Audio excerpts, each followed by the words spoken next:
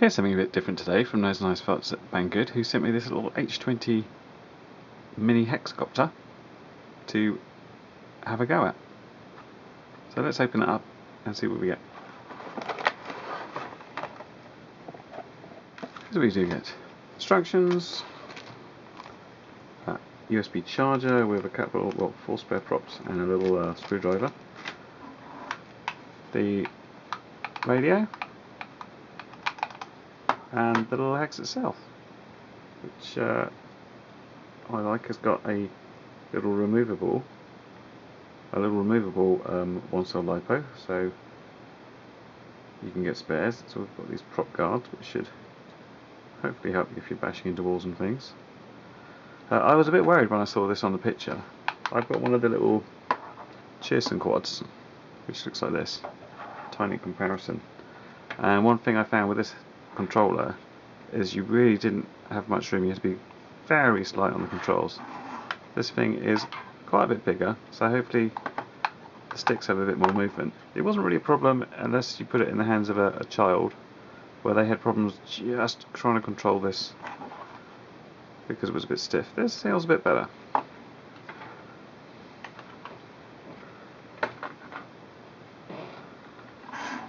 But let's get the battery on charge and see how it does. Okay, so the manual was a bit crusty, so I'm trying to show the buttons whilst trying to film at the same time. So as you start off, it's a normal mode hex, and it's quite docile to start with. You can change this with this button gone. That button, which gives you a bit of a better rate, and the third one, oops, gives you there. So full down gives you that much, which is really lets you get quite whizzy. You've then got this button. This is the stamp button. All you do is press it and push in the direction of where you want to flip, and it'll flip. Easy. Next you've got headless mode. Press this in,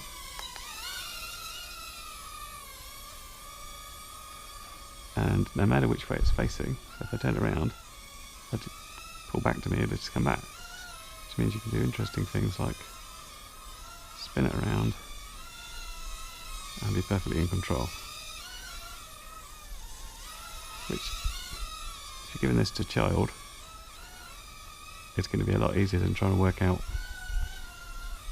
where they are.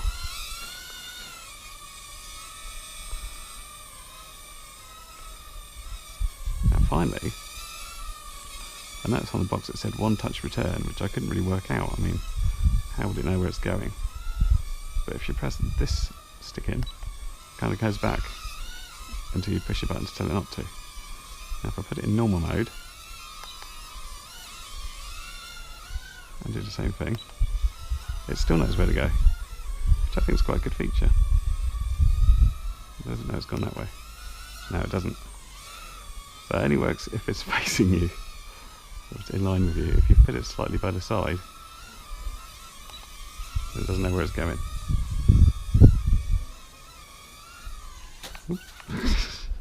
Checking for toughness. It's cool, I don't know where I'm going.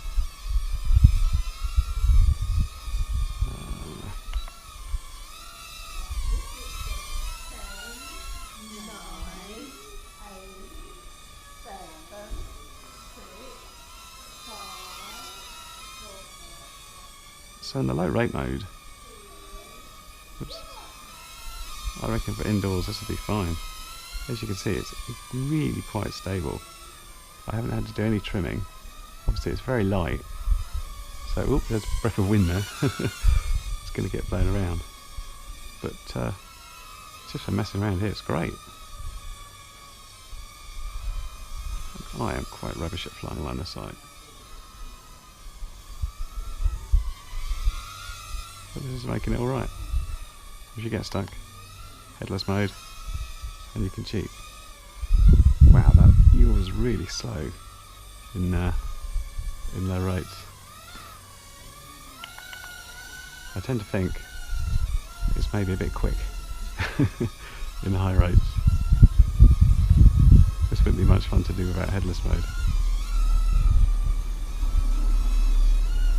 It was a little bit too quick to, whoops.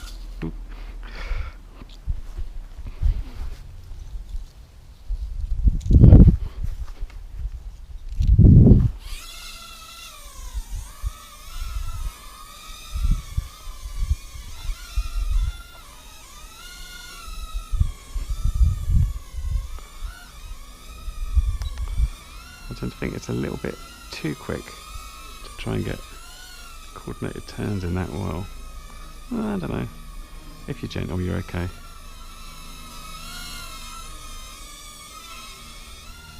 Whoops. You get a real good turn of speed. Quick area. Not much space in the guard. Whoa.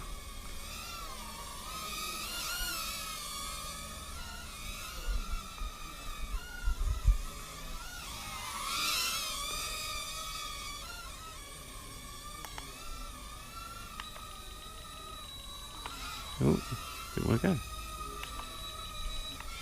I think when it's a bit low on batteries, like now, it doesn't want to flip and just lands. Indoors is great fun. Every object you have in your house can become some sort of thing to try and fly through or land on. The copter's stable enough, so it will just handle most things. The prop guards work pretty well against walls and ceilings. Generally it will just bounce off. Of course, you hit it hard enough, you get a nice ricochet action. And some things are not quite as recoverable. What I really like about this hex is it's just fun. It's cheap and tough enough not to worry about, so you can do silly things with it that you just wouldn't with a normal proper hobby grade copter.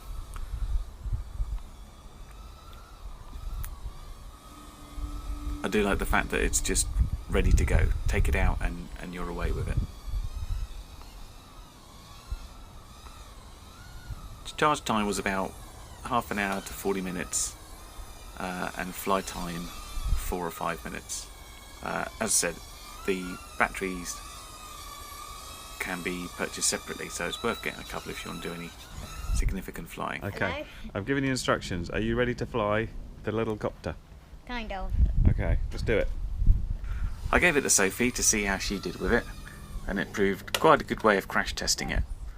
The throttle control is quite sensitive, so when you back off the throttle, the props stop very quickly and it comes down, which might take a little bit more practice in her case. But once again, we didn't manage to damage it whatsoever doing this, it just bounced. That's not to say I didn't do my own crash testing. Even hanging up on the wire here and it was fine. We managed to crash into metal, stone, windows, slides, all good. So if you'd like to take a look at the product, please click on the link provided in the description to take you to the Banggood site. Thanks very much, bye bye.